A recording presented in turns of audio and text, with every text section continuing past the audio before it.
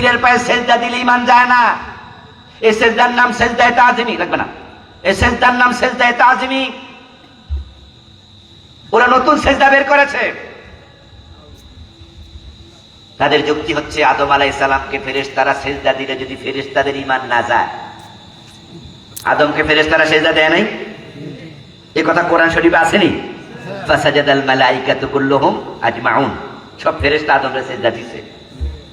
এখন ওরা বলতেছে দেখো শুধু সেজদার মালিক আল্লাহ, তাহলে ফেরেশতারা আদমরে দিল কেমনে? মুরিদরা শুনে কই এই না হেসা কথা, আমাদের হুজুরেরা সব বোঝে।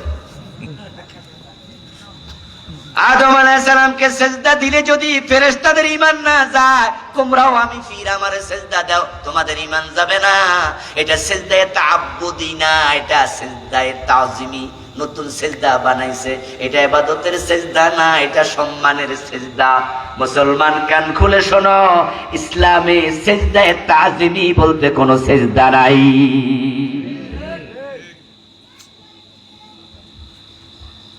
যদি সেজদায়ে তাজিমি নামে কোন সেজদা থাকতো, তাহলে সাহাবারা রাসূলকে সেজদা দিতেন সবচেয়ে বেশি।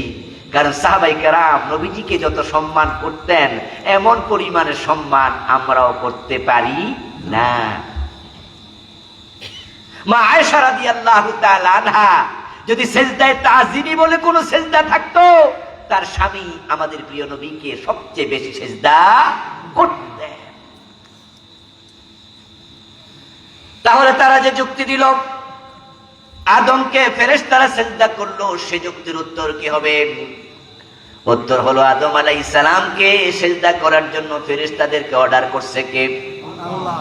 তো তুমি যে পীর সাহেব সে যুক্তি দিলা, তোমারে সেজদা দিতে আল্লাহ কোন জায়গায় কইছে এটা দেখাও। মানুষ কয় কিসের সাথে কি, ফান্তা ভাতে ঘি।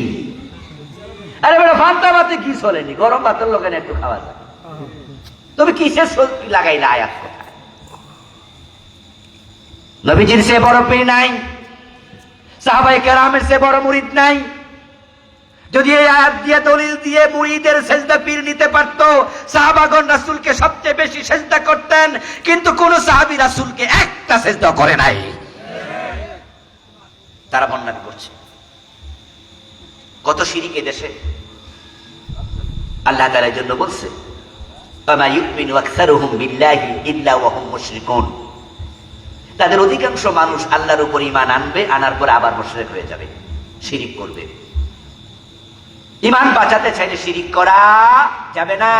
শিরিক নিয়ে আমার লেখা বই আছে, আপনারা আশা করছি পেয়েছেন, পড়বেন, অন্য লেখকরাও লিখছে। আমি 29টা শিরিক লিখছি ছোট্ট বইটিতে। কুফর করবেন না, কুফর করলে ঈমান চলে যায়। কাদিয়ানীরা কুফরি করেছে, তাদের ঈমান শেষ। তারা কিন্তু নামাজ ছাড়ে নাই। কাদিয়ানী কি নামাজ ছাড়ছে? তারা নামাজ পড়ে কি না জানেননি আপনারা? 5 ওয়াক্ত পড়ে, আমাদের মতো করে পড়ে। প্রিয় ভাইয়েরা, 96-এ যখন আওয়ামী লীগ সরকার ক্ষমতায় আসলো, 91 থেকে 96 পর্যন্ত ছিল বিএনপি সহ 4 দল, মনে আছে না? 96-তে ক্ষমতায় আসলো আওয়ামী লীগ। আসার পরে আমাদের ইসলামী ফাউন্ডেশন বাংলাদেশে যেটা আছে ঢাকা বাইতুল মোকাররম মসজিদে ওদের মেইন জায়গা, ওই ইসলামী ফাউন্ডেশনের প্রধান বানাইছে মাওলানা আব্দুল আউয়াল নামে একজন ব্যক্তিকে। ওনার মুখে শুভ্র দাড়ি ছিল, মাথায় টুপি ছিল, গায়ে পাঞ্জাবি ছিল, কামেল পাশের সার্টিফিকেট ছিল মাওলানা, অথচ উনি ছিলেন কাদিয়ানী। ও বেটারে দেখলে আপনার কাছে মনে হবে বাইতুল মোকাররমের খতিব সাহেব। এত সুন্দর দাড়ি, এত সুন্দর টুপি। আপনি যদি ঢাকা আলিয়া মাদ্রাসার পাশে যান, তাহলে সেখানে পাবেন কাদিয়ানীদের বড় একটা মসজিদ, আহমদিয়া মুসলিম জামাতের মসজিদ। ওই মসজিদে 5 ওয়াক্ত আযান হয়, 5 ওয়াক্ত নামাজ হয়। ইমামও কাদিয়ানী, মুয়াজ্জিনও কাদিয়ানী, মুসল্লিও কাদিয়ানী, নামাজ পড়ে একসাথে 5 ওয়াক্ত। কিন্তু আমাদের ফতুয়া, সব হক্কানি আলেমের ফতুয়া, কাদিয়ানীরা মুমিন না কাফের। এখন নামাজ পড়ে মানুষ আবার কাফের হয় কেমনে? উত্তর হলো তারা ইমানটা বোঝে নাই, তাই তারা কুফরি করছে। যেমন আপনারাও অনেকে ইমান ভালো করে বোঝেন না, পড়েন নাই। কুফরি কি, ইমান কি, নেফাক কি, শিরিক কি, কোন কোন কাজ করা যাবে না, এই বিষয়ে ইলম শিখা কিন্তু ফরজ। কিন্তু এই ফরজ ইলমের ঘাটতি আছে, কারণ আমাদের দেশের স্কুল কলেজের সিলেবাসে আল্লাহর কোরআনটা নেই। এ জাতি বড় কোপাল করা, তাদের সিলেবাসে এটা নাই। এমন সিলেবাস বানাইছে ক্লাস 1 থেকে মাস্টার্স পাস করে, ওই মাস্টার্স পাস লোকটা বাবার জানাজাত নামাজের তৃতীয় তাকবীরের পরে দোয়াটা পড়া লাগে, তাদের সিলেবাসে দোয়াটা নাই। আল্লাহুম্মা গফির লিহাইয়িনা ওয়া মাইয়িতিনা ওয়া শাহিদিনা, আছে না? আল্লাহুম্মা গফির লাহু ওয়ারহামহু ওয়াফিহি ওয়াকওয়াহু ওয়াকরিম নুজুলাহু ওয়াসসি মুদখালাহু। কত সুন্দর দোয়া। জানাজার নামাজের দোয়াটা পর্যন্ত সিলেবাস স্কুল কলেজে দেয় নাই। 100 নাম্বার কোরআন নাই, 100 নাম্বার হাদিস নাই, যার কারণে আপনারা শিরিক চিনেন না, কুফর চিনেন না, নেফাক চিনেন না। দোষ আপনার সিলেবাসের দোষ। এই জাতি, যে জাতি 92% মুসলমান আছে কিন্তু কোরআন হাদিস সিলেবাসে ঢুকায় না। ইসলাম যদি ক্ষমতা আসে, মাদ্রাসা কোরআন হাদিস যেভাবে পড়ানো হয় স্কুলেও পড়ানো হবে।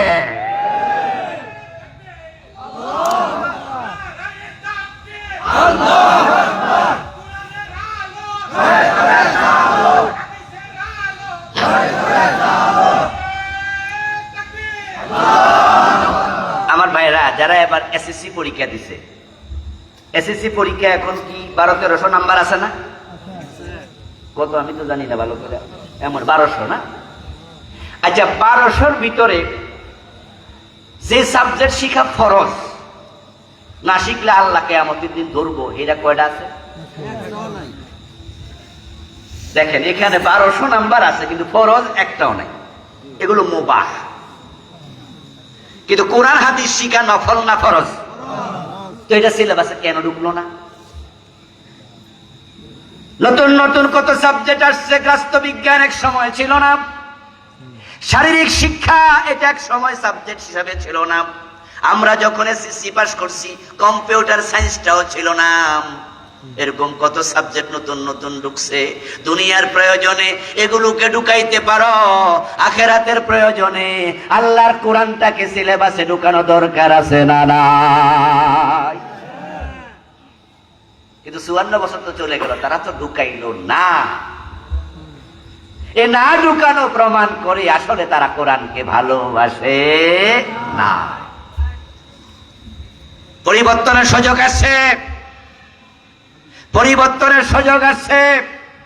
পরিবর্তনের আভাস আমরা দেখছি। ডাকসু নির্বাচন, জাকসু নির্বাচন, চাকসু নির্বাচন, রাকসুর নির্বাচন, স্কুল কলেজ ইউনিভার্সিটির ছাত্ররা ইসলামের দিকে ঝুঁকেছে, এটা প্রমাণ করে আগামী বাংলাদেশ কোরআনের বাংলাদেশ হতে যাচ্ছে।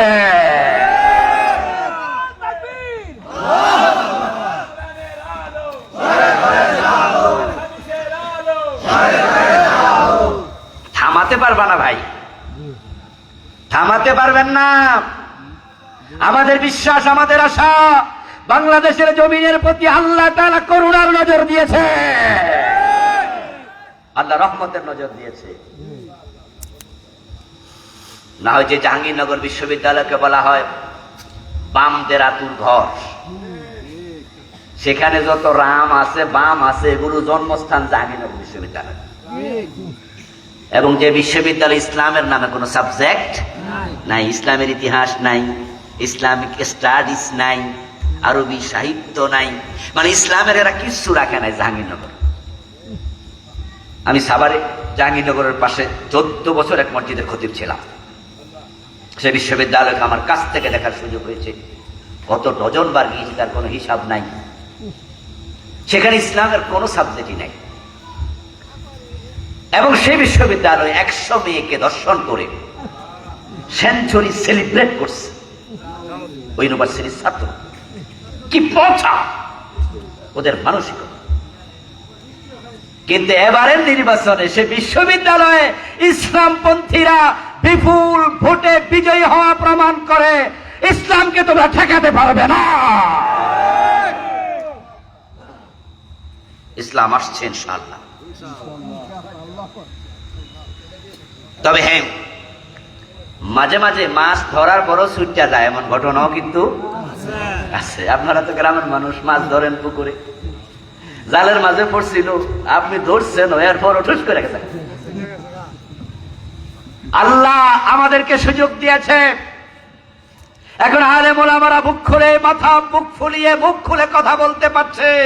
এরপরও যদি এটা ইসলাম আর সামনে না আসে, আল্লাহর কাছে কাঠ করার আসামি হয়ে খাড়াতে হবে। আল্লাহ বলবে সুযোগ দিয়েছিলাম, কেন কাজে লাগাইলি না? আবার বন্ধ কুফরি করলে ঈমান চলে যায়। এখন কুফরি বুঝতে হলে ঈমান বুঝতে হবে। ঈমান মানে হলো হুয়াত তাসদীকু বিমা জা বিহিন নবী সাল্লাল্লাহু আলাইহি ওয়াসাল্লাম মিন ইনদিল্লাহ। ঈমান মানে হলো কালেমা নয়, কালেমা পড়ার নাম শুধু ঈমান নয়। আপনি কালেমা পড়ার আগে একটা সিদ্ধান্ত আপনাকে নিতে হবে, বুঝতে হবে। ফালাম আন্নাহু লা ইলাহা ইল্লাল্লাহ। এই কালেমা পড়ার আগে ইসলাম সম্পর্কে ন্যূনতম এলেম জানো, শিখো। সেটা হলো ঈমান আনার পরে আল্লাহর কোরআনের বাহিরে কোনো চিন্তা করা যাবে না। আল-ঈমান হুয়া তাসদীকু বিমা জা বিহিন নবিয়্যু মিন ইনদিল্লাহ। আল্লাহর পক্ষ থেকে নবীজি যে কিতাব এনেছেন, এটার পরিপূর্ণ বিশ্বাস করার নাম ঈমান। পরিপূর্ণ। এখানে কাদিয়ানি ধরা খেয়ে গেল। তারা কোরআনের নামাজ, রোজা, হজ, যাকাত সবই মানে, কিন্তু নবী মুহাম্মদকে শেষ নবী মানে না। ঈমান আছে না গেছে? কারণ পরিপূর্ণ বিশ্বাস হয় নাই তো। ঈমান হলো অঙ্কের মতো, অঙ্কের মাঝে 10 লাইন লম্বা অঙ্ক, আপনি 9 লাইন ঠিক লিখছেন, 1 লাইন ভুল লিখছেন, কত পাবেন? কথা বলেন না কেন? কত পাবেন? 10 লাইনে 1 লাইনও লেখে নাই, সে কত? কথা বলেন। আপনি 9 লাইন লিখছেন, 1 লাইন ভুল, আপনি কত? এর মানে কি না লিখছে, লেখে না, আপনি না লিখছেন? এগুলো চলবে না। রোজা রাখছেন সারাদিন, সূর্য ডোবা 10 মিনিট আগে ইফতার করে লাইছেন, জানি না বুঝাই করছেন, সওয়াব হবে কতটুকু? 80%, 60, কত কত? তো সারাদিন যে রাখছেন লাভ নাই। ও দোস্ত, ঈমান বোঝো। আল্লাহ তাআলা কোরআন মাজিদে বলছেন, মা কানা লিমুমিনিন ওয়ালা মুমিনাতিন ইযা কাদাল্লাহু ওয়া রাসূলুহু আমরান আন ইয়াকুনা লাহুমুল খিয়ারাতু মিন আমরিহিম। ঈমান আনার পরে তুমি আল্লাহর কথার বাহিরে, রাসূলের কথার বাহিরে কোনো চিন্তা করবা, এই অধিকারও তোমার আর নাই। এখন যে ব্যক্তি বলে দিল যে আমরা শরিয়া আইনে বিশ্বাস করি না, ঈমান থাকছে তো? নাই। ঈমান আছে তো? নাই। দোস্ত, বড় জঘন্য কথা। একটা কুফর বাংলাদেশের ঘরে ঘরে ঢুকেছে 54 বছর। সে কুফরটার মাঝে আপনারাও কেউ কেউ লেগে আছেন কুফরিতে। সেটা হচ্ছে সেকুলারিজম, ধর্মনিরপেক্ষ মতবাদ। ধর্মনিরপেক্ষতা কফরি, কফরি, কফরি।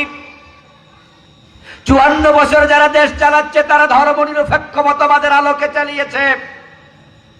অথচ ধর্মের ব্যাপারে নিরপেক্ষ থাকা যায় না, হয়তো ধর্মের পক্ষে, না হয় ধর্মের বিপক্ষে। লাকুম দীনুকুম ওয়ালিয়া দীন, মাঝামাঝি কোনো রাস্তা নাই। আজকের মাহফিলে আপনারা যারা আছেন, একটু আওয়াজ দিয়ে বলুন তো, আল্লাহকে শুনিয়ে দেন তো, আপনারা ধর্মের বিপক্ষে না পক্ষে?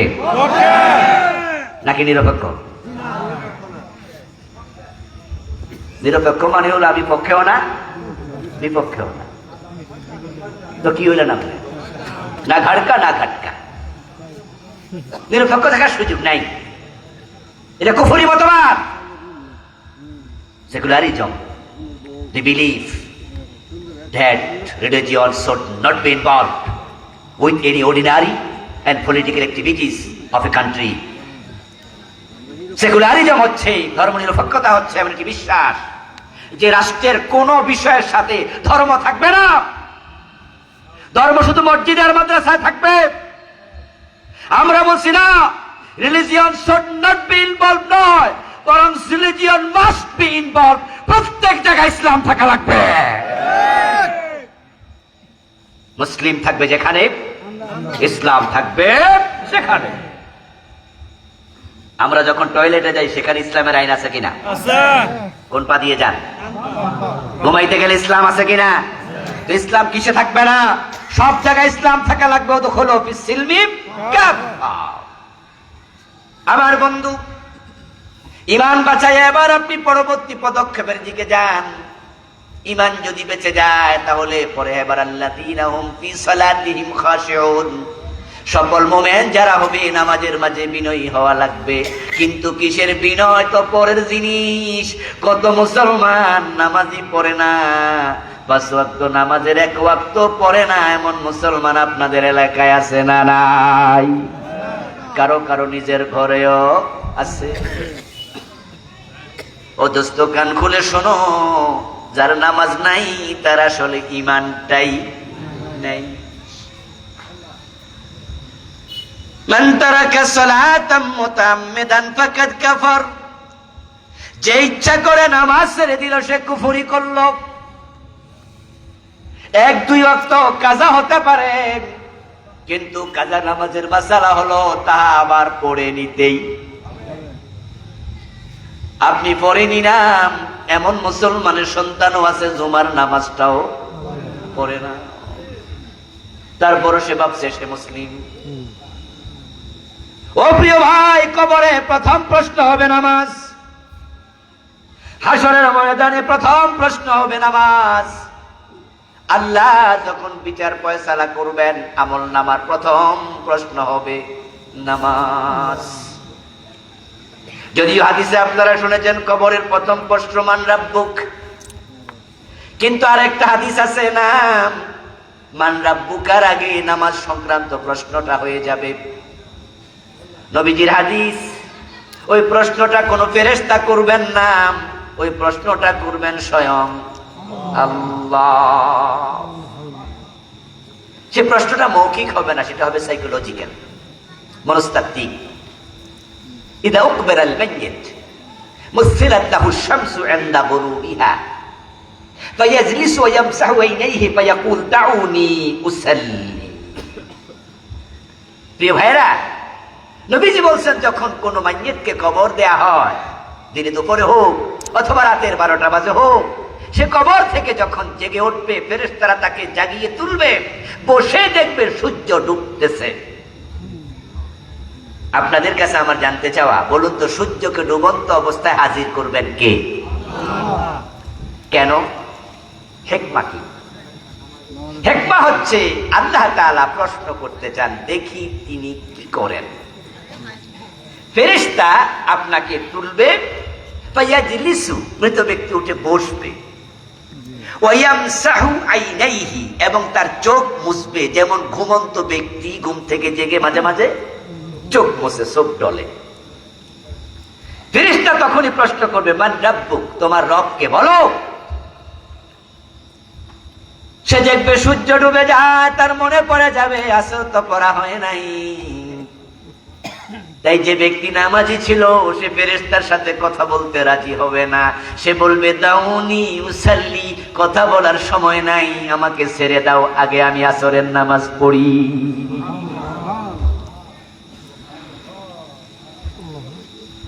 কি যে ব্যথা বিষে, বুঝিবে সে কিসে, কবু আসে বিষে ধ্বংসে নিজারে। এ বেনামাজিরা এটা বুঝবে না। ওয়াজ আমরা যারা আলহামদুলিল্লাহ 5 ওয়াক্ত নামাজি, আমরা নামাজ কখনো তরক করি না।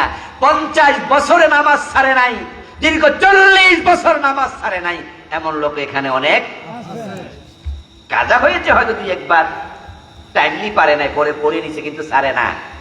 ইচ্ছা করে কখনো কাজা করে না। গাড়ির মাঝে দাঁড়ায় দাঁড়ায় নামাজ পড়ে, ইশারায় বসার সিট নাই। ক্ষেতের আইলে দাঁড়ায় গামছা বিছায়া নামাজ পড়ে, এমন লোক আছে, আছে না? আমি দেখেছি ঢাকাতে রিক্সার সামনে দাঁড়ায়া, রিক্সাওয়ালা রিক্সা নিয়ে আবার চুরি হয়ে যায়, ওই জন্য দেখলাম একটা চাকা ফুটপাতে তুলে দিয়ে আর একটা চাকা ফুটপাতের নিচে দিয়া গামছা বিছায়া রিক্সাওয়ালা রিক্সার সামনে নামাজ পড়ছে। মনটা জুড়িয়ে গেল। আমরা যারা কখনো নামাজ কাজা করি না, কোন একদিন জোহরের নামাজ পড়ে ঘুমিয়ে গেলাম, শরীরটা ভালো নয়, অথবা পরিশ্রমী কাতর, কেউ ডাকলো না। কখন যে আসরের নামাজের টাইমটা চলে গেল টের পাই নাই। এর মাঝে হঠাৎ করে জেগে দেখি ঘড়ির দিকে তাকায় সূর্য ডোবার 10 মিনিট বাকি আছে। সূর্যটা ডুবে যাচ্ছে। ওই টাইমে একজন নামাজির কাছে আসরের নামাজের চেয়ে মূল্যবান কোন জিনিস পৃথিবীতে দ্বিতীয়টা নাই। নারিল্লা পরে আমরা দৌড় মারবো নামাজের জন্য। উঁচু উঁচু উঁচু। পিছন দিয়ে যদি আমার বাবা ডাক দেয়, আমি দাঁড়াবো না, আমি বলবো বাবা নামাজ নামাজ পরে আসতেছি। মা ডাকলে কথা বলবো না, মা পরে আসতেছি, আগে নামাজ। আর মুনকার নকির ফেরেশতা আমাদের খুব সুপরিচিত না একেবারে অপরিচিত? ওদের সাথে কিসের কথা? ওরা তো সিনিয়র। যেখানে আমার মা আমার বাবা ডাকলে আমি দাঁড়াই না, নামাজের টাইম যায়, আমার কাছে নামাজের দাম এত বেশি। আল্লাহ পরীক্ষা করবে, দেখি মুনকার নকিরের প্রশ্নে গল্প শুরু করে নাকি নামাজের কথা বলে। যে নামাজের কথা বলবে বাকি প্রশ্নের উত্তরের দায়িত্ব আল্লাহ নিজে নিয়ে নেবে। ইউসাব্বিতুল্লাহু আল্লাযীনা আমানু বিল কওলি সাবিতি ফিল হায়াতিদ দুনিয়া ওয়া ফিল আখিরাহ। এই আয়াত হচ্ছে তার দলিল যে আল্লাহ দায়িত্ব নেন। নামাজ দরকার আছে।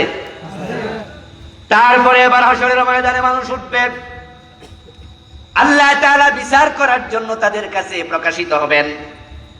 এখনো বিচার শুরু হয় নাই। নবীজি বলছেন ফালাম্মা ইয়াকশিফু রাব্বুনা আন সাকিহি, আমার আল্লাহ প্রকাশিত হবেন হাশরের ময়দানে। মানুষ আল্লাহকে দেখবে। এই আল্লাহকে না দেখে কত সেজদা দিয়েছি। আজকে মুমিনের সামনে আল্লাহ প্রকাশিত হবেন। মুমিন নর নারী নামাজির আল্লাহকে দেখে সেজদায় পড়ে যাবে। আজকে আল্লাহকে দেখছি, ডাইরেক্ট সেজদায় পড়ে যাবে। ইবনে মাজাতে আছে নবীজি বলছেন ওয়াসজুদুনা লাহু তাবিলা, তারা সিজদায় গিয়ে সিজদা থেকে উঠতে চাইবে না। এক সিজদায় লম্বা সময় চলে যাবে। এক পর্যায়ে আল্লাহ তাআলা ওই সিজদাওয়ালা মুমিন নারী পুরুষকে বলবে ইরফাউ রুউসাকুম কাদ জাআলনা ইদ্দাতাকুম ফিদাআকুম মিনান নার। ও আমার মুমিন মুমিনা নরনারী বান্দারা, মাথা তোলো, আমি আল্লাহ ওয়াদা দিলাম তোমাদেরকে জাহান্নাম থেকে হেফাজত করেছি, জান্নাতে চলে যাবে। মাথা তোলো। কিন্তু যারা দুনিয়ায় বেনামাজি ছিল, ফাঁকিবাজ নামাজি ছিল, জোহরে আছে, আসরে নাই, মাগরিবে আছে, এশায় নাই, ওয়াক্তিয়া নামাজে খবর নাই, জুমার দিন হাজির। এই সমস্ত নামাজিরা মোমেনদের সেজদা দেখে তারা ভাববে আমরাও সেজদা দেই, কিন্তু তাদের মেরুদণ্ডের হাড্ডি আল্লাহ কাঠের মতো সোজা বানিয়ে। ويبقى من كان يسجد في الدنيا رياء والسمعا فيذهبوا ليسجدا, তারাও চাইবে সেজদা দিতে, কিন্তু ফায়াকুনু যাওরুহুম তাবাকাম ওয়াহিদা, তাদের মেরুদণ্ডের হাড্ডি একটা কাঠের মতো সোজা হয়ে থাকবে। তারা চাইলেও সেজদা দিতে পারবে না। বেনামাজিরা সেদিন পাস না ফেল। এরপর আল্লাহ তাআলা এবার বিচার শুরু করবেন। আউয়ালু মা ইউহাসাবু বিহিল আবদু ইয়াওমাল কিয়ামাতি মিন আমালিহি সালাতুহু। আমলনামা হাতে দেওয়ার পর আল্লাহ তাআলা এক নাম্বার প্রশ্ন করবেন, তোমার নামাজের খবর কি সেটা দাও। নবীজি বলেন যে নামাজের হিসাব দিতে পারবে, বাকি হিসাব আল্লাহ সহজ করে দেবে। তো আজকের মাহফিলে যারা আছেন নামাজি, তারা কিন্তু এবার মুস্কি মুস্কি হাসবেন, খুশি মাশাআল্লাহ। কিন্তু খবর সামনে আছে, কত নামাজিরে আল্লাহ দোজখে ফালাবে তারও কোনো হিসাব নাই। ফাওয়াইলুল লিল মুসাল্লিন। নামাজও পড়বেন, সুদেও টাকা লাগাবেন, এত সোজা। 5 ওয়াক্ত নামাজ পড়ে ঘোষ না দিলে সিগনেচার করে না পাইলে, এমন ঘোষখোর অফিসার বাংলাদেশে আছে না নাই? 5 ওয়াক্ত নামাজ পড়ে বোনের হক খায় জোর কইরা, দেয় না। এই জন্য এক পেশোয়ার শুনলে কামড়বো না, সব সাইড শুনতে হবে। নামাজের ব্যাপারে খাশিউন, খুশুওয়ালা হবে। এ খুশুর কত ব্যাখ্যা, তার মাঝে একটা হচ্ছে নামাজে যা বলে বাস্তব জীবনে তাহা করে, এটা খুশু। নামাজে দাঁড়িয়ে বিতিরের নামাজে কি বলছেন? ওয়ানাতরুকু মাইয়াফজুরুকা, আসেনি? আল্লাহুম্মা ইন্না নাস্তাঈনুকা ওয়া নাস্তাগফিরুকা কইতে কইতে ওয়ানাতরুকু মাইয়াফজুরুকা, বাংলা অর্থ কি? আল্লাহ যারা পাপী মানুষ তাদের সাথে আমি নাই, অথচ সুদখোরের কাছে মাইয়া বিয়া দেয়, ঘুষখোরের কাছে মাইয়া বিয়া দেয়, দেশে সাদাবাদ জালেমরে পড়তে তার পক্ষে জিন্দাবাদ দেয়। ঠিকিরা ঠিকিরা নামাজ থেকে বাইর হইয়া সে এমন মিছিলে গেছে যে মিছিলের নেতার পক্ষে স্লোগান অমুক ভাইয়ের চরিত্র ফুলের মতো পবিত্র, অথচ নামাজ পড়ে না, এক ওয়াক্ত বিড়ি টানে 5 ওয়াক্ত, বিড়ি খাইয়া ঠোঁট কালা করে লেছে। আর এই বেড়ার পক্ষে নামাজিদের স্লোগান দিতেছে। তো তুমি না নামাজে বলছো অনাতুরুকু মাইয়াম, আমি পাপিষ্টের সাথে নাই। তাহলে যে লোকটা পাপিষ্টের সাথে নাই, পাপাচারীর সাথে নাই, এটা মসজিদে দাঁড়িয়ে আল্লাহকে বলে আর বাহির হইয়া পাপাচারীর দলে যায়, এই লোকটা সত্যবাদী না মিথ্যুক। ফাওয়াইলুল লিল, তোমার মতো নামাজি ওয়াইল দোজখে থাকা। প্রশ্ন হতে পারে তাদের নামাজ তাদেরকে আল্লাহর জান্নাত পর্যন্ত কেন নেবে না, তারা কেন ওয়াইল দোজখে যাবে? উত্তর হলো তাদের নামাজগুলো কবুল হয় না। নামাজ পড়ছে কিন্তু কবুল হয় না। নামাজ কবুল না হওয়ার কত কারণ, নবীজির সাথে মিলে না এমন নামাজি বাংলাদেশে অসংখ্য। রুকু দিয়া সোজা হয়ে দাঁড়ায় না, সেজদা ডাইরেক্ট চলে যায়, 2 সেজদার মাঝখানে সোজা হইয়া বসে না। তারা আপনার মুরগি যেমন খাবার খায় সেজদা এমন করে দেয়, টুকটুক করে সেজদা দিয়ে দেয়। অথচ 2 সেজদার মাঝখানে সোজা হয়ে বসা ওয়াজিব। রুকু দিয়ে সোজা হয়ে দাঁড়ানো কি ওয়াজিব। নামাজে কত ভুল, কত ভ্রান্তি, কেরাত শুদ্ধ হয় না, শরীর পবিত্র না, জমিন পবিত্র না, আরকান হাকাম জানে না, নামাজের ওয়াজিব জানে না, কোন কোন জায়গায় সাও সেজদা দিতে হয় তাও তো জানে না। এই জন্য আমল আগে না এলেম আগে। ওয়াল্লাযীনা হুম আনিল লাগবি মুরিদুন। তারপরে উত্তম গুণ হলো যারা জান্নাতি হবে তারা বাজে কাজে সময় দেবে না, বাজে কথা বলবে না, অপ্রয়োজনীয় কথা কাজ থেকে মুমিনরা বিরত থাকবে। কারণ সময় আল্লাহর বড় নিয়ামত। তাই যারা মুমিন তারা ফ্রি থাকলে জিহ্বাটাকে জিকির দিয়া সিক্ত রাখবে। নাকি ক্রিকেট খেলা দেখে 6 ঘন্টা শেষ? হ্যাঁ, আমরা তো মোবাইল টিপতে টিপতে সময় শেষ। এই ফেসবুক আইসা যে কি করছে গো, হাজার হাজার কর্মঘণ্টা ধ্বংস করে দিচ্ছে। নাটক, সিনেমা, কত গুনার কাজ, কত অপ্রয়োজনীয় কাজ। এটা সফল মুমিনের লক্ষণ না। সফল মুমিন অপ্রয়োজনীয় কথাও বলবে না, অপ্রয়োজনীয় কাজও করবে না। ফ্রি যখন থাকবে তখন তারা জিকিরের রত থাকবে, ভালো কাজ করবে। ওয়াল্লাযীনা হুম লিয-যাকাতি ফাঈলুন। সকল মুমিনরা যাকাত দেবে। যাদের যাকাত ফরজ তারা যাকাত দেবেন। যাকাত যারা দেবে না আল্লাহ হাশরের ময়দানে তাদের পেটে, পিঠে, কপালে জাহান্নামের আগুন দিয়া আপনার বিশাল বড় বড় পাত বানাইয়া আগুনে পোড়াইয়া তারপরে লাল টকটক করে ফেরেশতাকে বলবেন কপালে আর পিঠে সেকা মারো দাও। মানুষের সামনে, কারণ মানুষের হক। এই জন্য যারা যাকাত দেয় না তাদের শাস্তি হবে হাশরের ময়দানে, আর অন্য অপরাধী শাস্তি হবে দুজকে। কিন্তু যাকাত যারা দেয় না তাদের শাস্তিটা শুরু হবে হাশরের মাঠে দুজকে যাওয়ার আগে।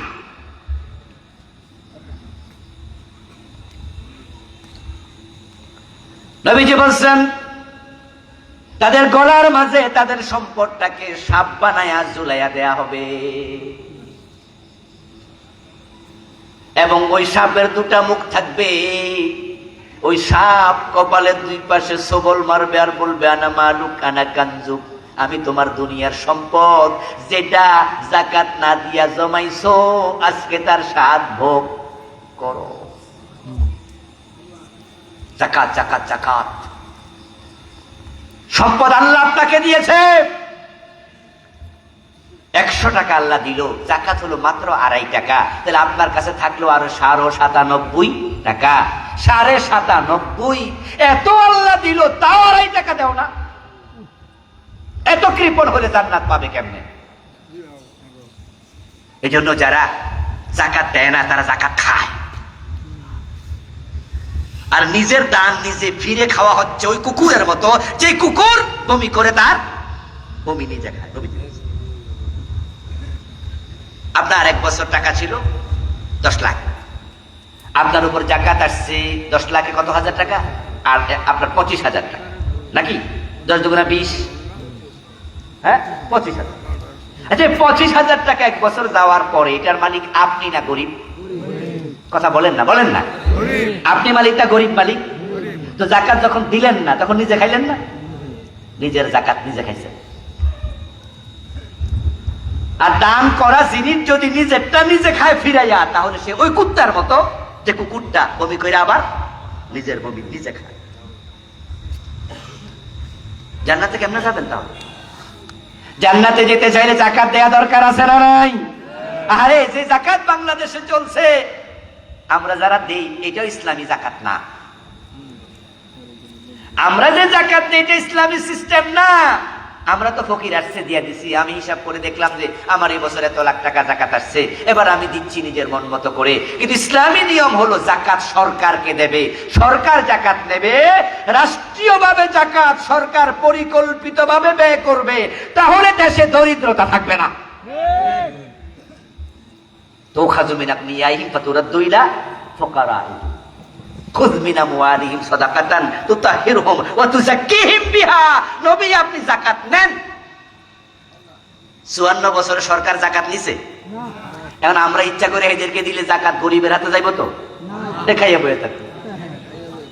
কি ঝামেলায় আছি আমরা। এই জন্য আমানতার লক্ষ্য খুঁজে বের করেন। যারা সরকারে যাওয়ার পরে জাকাত তুলবে এবং গরিবের হাতে পৌঁছিয়ে দেবে হযরত ওমরের মতো, কাদের মাঝে চালের বস্তা আটার বস্তা নিয়ে ওমর গরিবের বাড়িতে রাতের বেলায় ছুটে গিয়েছে। যার নাই গিয়েছেন। প্রিয় ভাইরা, ওয়াল্লাযীনা হুম লিফুরুজিহিম হাফিজুন, পর্দা করুন, পর্দা। আজকে পর্দা করা বড় জটিল, হারাম থেকে বেঁচে থাকা বড় জটিল।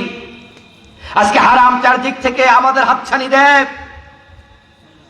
আজকে আমাদের বোনেরা রাস্তায় নামে, অনেকেই মাথায় কাপড় নাই, অনেকেরই বুকে কাপড় নাই। ইউনিভার্সিটি কলেজগুলোর পাশ দিয়ে গেলে লজ্জা লাগে। ঢাকা, বনানী, গুলশান, বাড়িধারা, ধানমন্ডি, এই ভিআইপি জোনে যদি আপনি যান তাহলে দেখবেন যে বাবা তার মেয়েকে এভাবে হাতে ধরে হাঁটতেছে, মেয়ে যুবতী, ওড়নাটা বুকে নাই, গেঞ্জি পরা। মুসলমানের দেশ না হিন্দুর দেশ বুঝাই যায় না।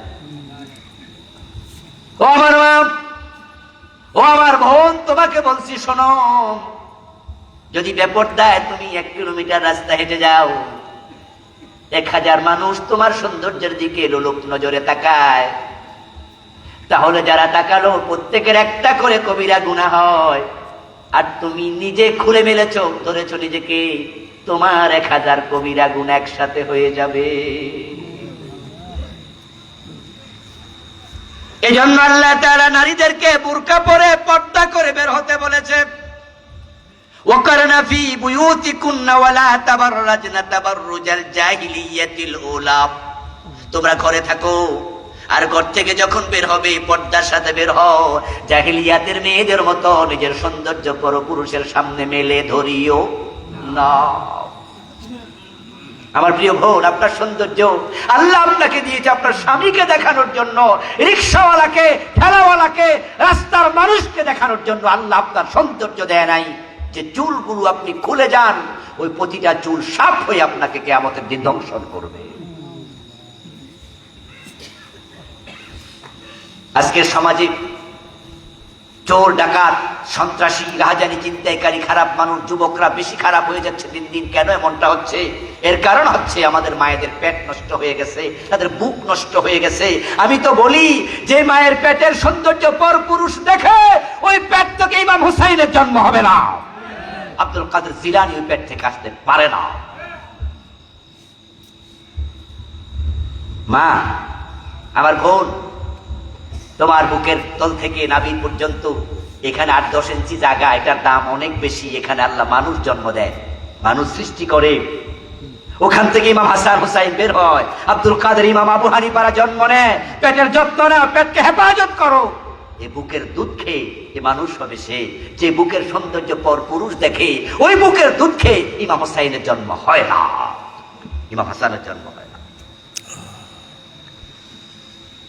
এই জন্য মা বোনদেরকে বলবো, পর্দা পর্দা। দেশে পর্দার কথা দরকার, কিন্তু আমাদের দেশে তো ইফটিজিং এর আইন হয়েছে। গত সরকার করছিল, মিছিল করছে, মিটিং করছে, কিন্তু পর্দার কোনো আইন করে না। আরে মেয়েদেরকে যদি ভালো পোশাকের আইন না করো, তাহলে মেয়েরা নিজেদেরকে খুলে ধরলে পোলাপান্নে জেলে দিয়ে কুলাইতে পারবা না। কারণ মাছ ভাজি করে বিড়ালের সামনে রাইখা আইন করলে বিড়াল থেকে মাছ বাঁচানো যায় না। বিড়াল তোমার কথা শুনবে না, এই জন্য মাছ রেখে ঢাকনা দিয়ে দাও, ঠিক কিনা ভাই? বাজি করা মাছ যদি ঢাকনা দিয়ে দেন, বিড়াল আর ধরে না। কিন্তু আপনি ঢাকনা খুলে বিড়ালের সামনে রাইখা মাইক হাতে নিয়ে বলতেছেন, বিড়াল সাহেব মাছ খাইলে 500 টাকা জরিমানা, আপনার ওয়াজ শুনবে বিড়ালে? এখন পর্দার আইন কারা করবে?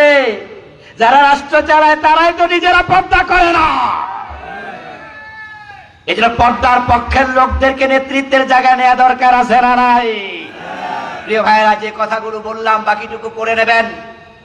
শেষ করছি একটা কথা বলে, সেটা হচ্ছে আল্লাহর দেওয়ার সুযোগ আমরা আগামীতে কাজে লাগাতে চাই।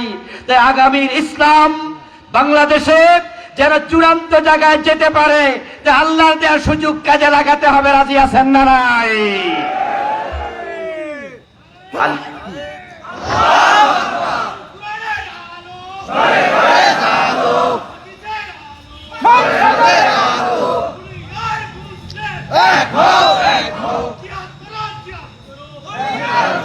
প্রিয় ভাইরা, আল্লাহ তাআলা যেন তার জমিনটাকে কোরআনের রঙে রঙিন আছে, কোরআন দিয়ে দেশ চলছে, এটা দেখে যে তারপরে মরার তৌফিক আমাদের দেয়। বলেন আমিন।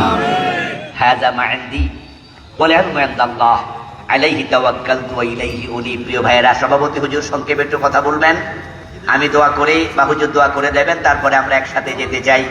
আমার লেখা বইগুলো ড্রাইভার সাহেবের কাছে আছে, আমার কালো গাড়িতে নেবেন, আহ্বান রাখছি। হুজুর কথা বলবেন ইনশাআল্লাহ। মাইক লেও।